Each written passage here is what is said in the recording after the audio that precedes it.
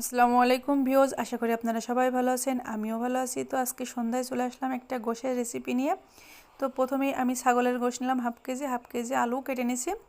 তো তারপরে আমি চুলায় চলে আসলাম, চুলায় কড়া বসিয়ে তাতে তেল দিয়ে কিছু কোচানো পেঁয়াজ দিয়ে দিলাম। পেঁয়াজটা একটু বাদামি কালার হয়ে আসলে শুকনো ঝালের গুঁড়া দিয়ে দিয়েছি। তারপর একটু রাঁধুনি গুঁড়া দেব পরিমাণ মতো, দিয়ে সুন্দর করে নাড়াচাড়া দেব। একে একে সব মশলাগুলো এর ভিতরে অ্যাড করব। তারপরে আমি বেটে রাখছিলাম, ব্লেন্ডার করে রাখছিলাম আদা, রসুন, জিরা, গরম মশলা, এগুলো সব পেস্ট করে রাখছিলাম, সেগুলো সব এই তেলের ভিতরে দিয়ে দিলাম। দিয়ে সুন্দর করে নাড়াচাড়া করছি। তারপরে পরিমাণ মতো লবণ দিয়ে নিচ্ছে। তারপরে এতে হলুদের গুঁড়ো অ্যাড করব পরিমাণ মতো, দিয়ে মশলাটা সুন্দর করে কষাই নেব। সুন্দর করে দেখেন মশলাটা সুন্দরভাবে কষানো হয়ে গেছে। তারপরে একটু পানি দিচ্ছি যাতে মশলাটা না লেগে যায়। এই গোশ দিয়ে আলু এত টেস্ট, আপনারা জানেন না, না খাইলে বুঝতে পারবেন না। একবার হলো বাসায় ট্রাই করবেন। তো তারপরে আমি গোশগুলো ঢেলে দিলাম, একে একে আলুগুলো এর ভিতরে অ্যাড করে দেব, দিয়ে সুন্দর করে নাড়াচাড়া করব। আলু আর গোশ একসাথেই দিতে হবে, যেহেতু এখনকার আলু একটু শক্ত হয়, এই জন্য আলু আর গোশ একসাথে সুন্দর করে নাড়াচাড়া করছি। অনেকেই বলে আলু দিলে নাকি গোশের টেস্ট নষ্ট হয়ে যায়। তো এই রেসিপিটাই আপনার আলুর টেস্টটাই বেশি আসবে গোশের চেয়ে। আলুটা যে এত স্বাদ লাগবে, আমি একটু বেশি করে আলু দিছি, কারণ আলুটাই খেতে অনেক মজা। গোশের এই আলুটাই খেতে অনেক মজা লাগবে।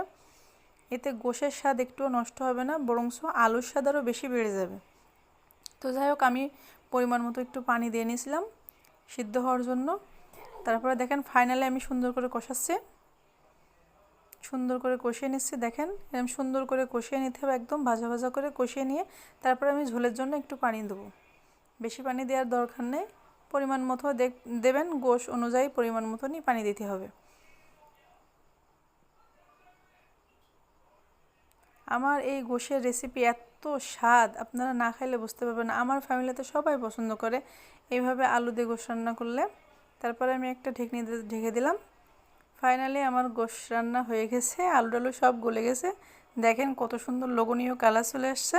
আপনারা বাসায় একবার হলেও ট্রাই করবেন। আমার এই রেসিপিটা যদি আপনাদের কাছে নতুন মনে হয়, তাহলে একটা লাইক, কমেন্ট, শেয়ার করে দেবেন। দেখেন ফাইনালি কত সুন্দর হয়েছে।